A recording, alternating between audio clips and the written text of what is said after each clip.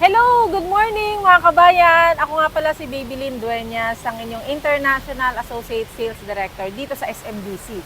So kabayan, alam ko matagal ka nang nagtatrabaho dyan, matagal ka nang naghahanap buhay para sa pamilya at para sa pangarap. Ngayon, nandito tayo sa Pilipinas. Nandito tayo sa Sukat, sa may one of the best-selling project ni SMDC dito sa Bloom Residences. So, naghahanap ka ba ng Airbnb? Yung sarili mong Airbnb na pauupahan?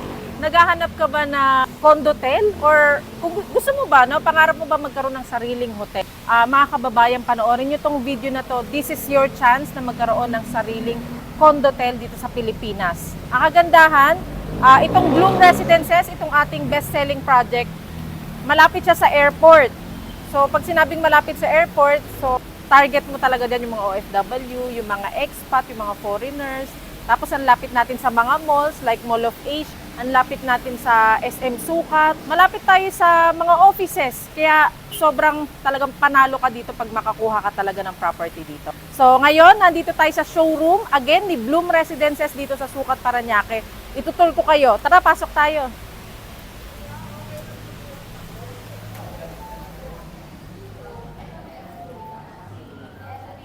So, ayan. So, first of all, ang una nating makikita itong ating scale model.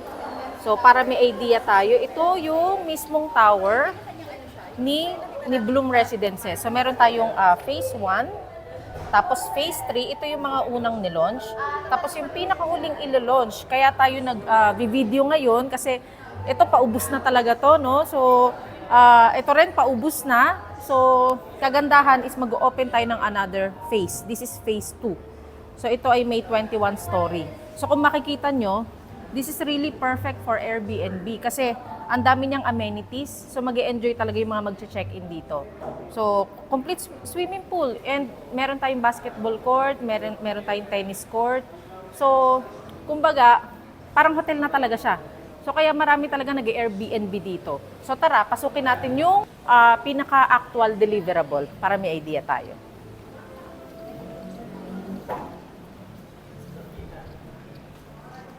So, ayan. This is 2-bedroom unit ni Bloom Residences. So, ito yung sinasabi natin. Dito kay Bloom actually. Kaya maganda, dito ka talaga kumuha ng property for Airbnb. Kasi malaki siya. Malaki yung ating unit. So, makikita nyo, it's 32 square meter only here in Bloom Residences. Dito lang kayo makakuha ng 32 square meter na talagang sobrang affordable. Yung price niya pang 1 bedroom. Kasi for this price, no, sa lahat ng gustong mag-inquire sa atin, you can go ahead and message me down below para makakuha kayo ng sample computation. Ang price po nito, pang 1 bedroom. Pero tingnan mo naman, it's 32 square meter, 2-bedroom unit. So ano ba ibig sabihin pag 2-bedroom? Mas maganda, di ba? Mas malaki yung ating space. And halimbawa, marami yung mag-check-in sa atin. So mas maluwag yung space nila, di ba? Pwede sila magkanya-kanya ng room. So again, ang titignan natin na property, ito ay 2-bedroom unit dito sa Bloom Residences. Tara, pasukin natin. Ano ba yung actual na i-deliver sa atin? So dito kay SMDC, you're not just buying the whole property or itong apat na sulok ng unit natin. Hindi. Since will be your business, your rental business, Airbnb, sa'yo na pati yung mga pool, di ba? Yung swimming pool, sa'yo na mismo yung mga play area dyan kasi may playground din tayo. Sa'yo na mismo yung jogging path, di ba? Yung mga lobby natin, may hotel-like lobby tayo. So, di ba? Saan ka pa, di ba? Kumbaga, magkano yung gagastusin mo para magkaroon ng sariling ganung property, di ba? Sariling swimming pool. So, only here with SMDC.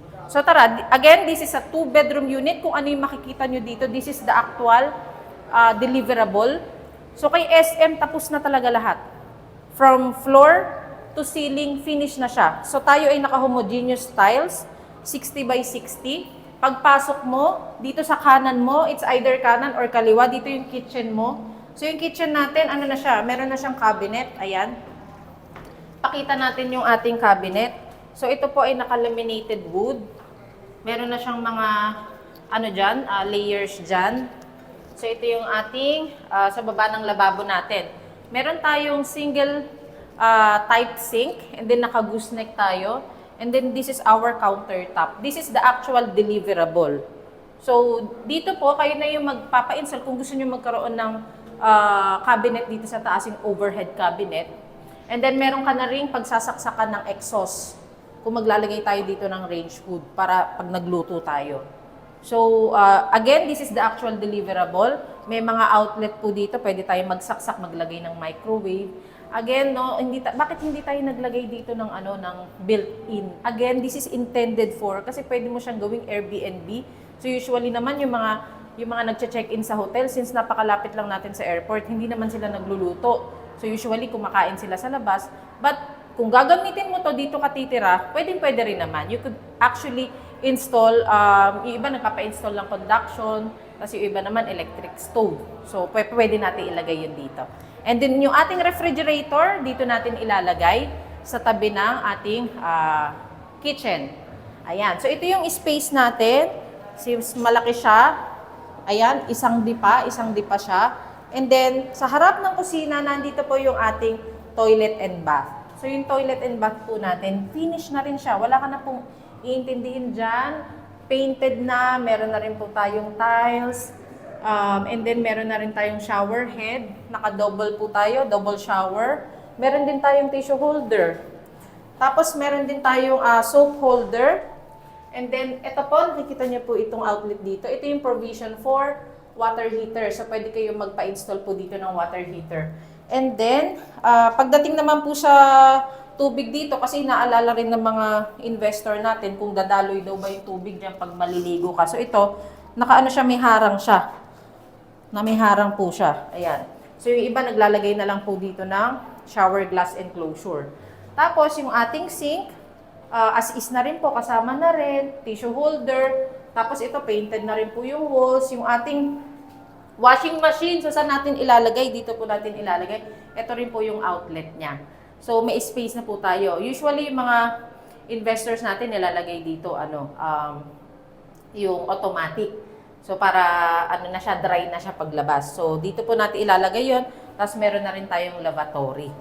Ayan. So yung lavatory po natin as isa, usually kasi yung mga SMDC projects natin below, yung typical lang. So ito, naka-rectangular po yung ating sink. So this is the actual deliverable. Di ba po? Wala ka na pong iintindihin dito, gamit na lang. Na lang natin siya.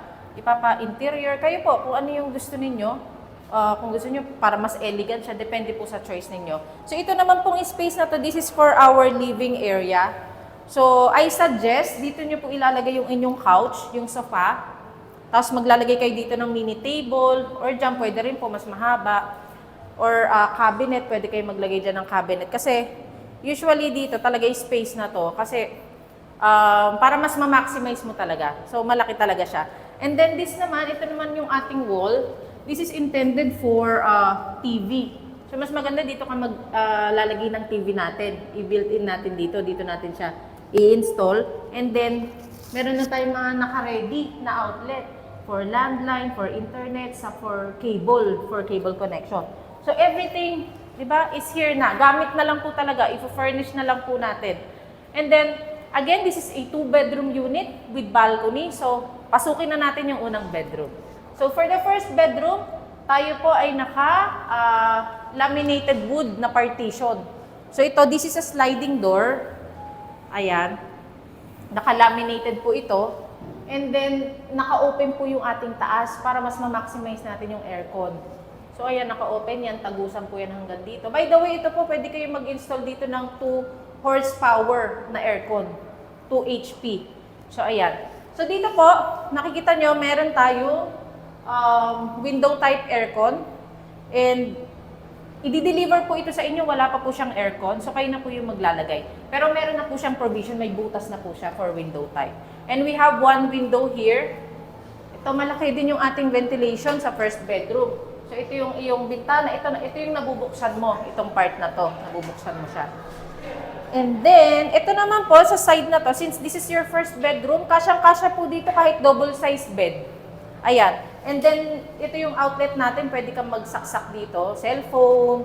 Yung iba naman, ang ginagawa, single size lang, na higaan pa ganun. Single size. Or dito, single size na bed. Pa ganyan. Tapos, nagpapalagay sila ng mga built-in cabinets. Pwede rin po yun. So, pwede niyo pong gawin yun once na-turn over na po sa atin itong ating unit. So, tara, punta na po tayo sa second bedroom. Tcharan! So this second bedroom naman, meron na tayong pinto talaga dito. Okay? So this is going to be our master's bedroom. Or yung mga yung mga magche-check-in sa atin na mag-asawa, tas anak nila dito matutulog, tas dito naman yung parents. So pasok tayo. Since this is our master's bedroom, nakita nyo mas malaki siya, mas spacious. Ayan. And dito, this is intended for queen size bed. Mas malaki na. Mas malaki na yung pwede mong ilagay dito na higaan. So magkatabi kayo ni Mrs. dito. I suggest ayusin nyo pa ganun para nakaharap kayo sa bintana. Or, yung iba naman, dito yung higaan. Paganyan. Tapos dito yung ulo nila, dito yung unan. Kasi pagising nila sa umaga, gagano nila yung kortina, di ba? Nandun yung ulo nila. Ganun. So, pwedeng dito, pwedeng doon din. Tapos, since this is 2-bedroom with balcony, of course, meron tayong balcony. Kung makikita nyo, halos na siya, no? Parang talagang ang lawak ng ng bintana niya. Kasi itong ating pintuan papuntang balcony, glass din siya. So kitang-kita mo yung labas. So tara, labas tayo. Ayan. So this is our balcony, di ba? Imagine mo na nakaharap ka sa linear park. Since this is Bloom Residences, complete amenities tayo. Usually, ang mga makukuha mo dyan, mga nakaharap sa park, may puno, di ba? May touch of trees, greens, ganyan. So, usually, mga ginagawa ng mga nag-check-in, Airbnb, yung mga owners natin, maglalagay sila ng upuan dito, no? Mini table, yung maliit lang na bilog, 2 upuan. Nagre-relax sila dito. So, nag-aabang sila dito ng sunrise, sunset. So, iba naman, nag-yossi break. So, ayan. So, talagang mamamaximize natin yung ating property. Again, for a 2-bedroom unit with balcony na 32 square meter dito sa Bloom. Ang price niya pang 1 bedroom. Talagang dito mo lang talaga sa Bloom Residences makikita. Kaya naman, kahit hindi pa siya natatapos, hindi pa siya nata-turnover, halos paubos na talaga agad. Agad-agad paubos na yung unit natin. Kaya paunahan po talaga. So if you really want to invest, if you really want to have your own Airbnb property, your own rental property, you might as well comment down below. Tumawag na po kayo. Ilalagay ko po sa description box below ang number ko para makapili na po tayo agad. Makakuha na po kayo ng property at a very affordable price. Again, with SMDC, we are offering very flexible terms. So pag-usapan natin yan. Ano ba ang kailangan mo kabayan? Pag-usapan natin yan. Again, my name is Bibylin Dueñas and I am your SMDC Associate Sales Director. Maraming salamat po sa panonood kabayan and I hope magkita tayo soon. We can have a Zoom presentation nasa abroad ka. We could also meet here in the Philippines kung uuwi ka ng bansa. Again, maraming salamat po sa panonood. Ingat po kayo dyan mga kabayan. God bless po.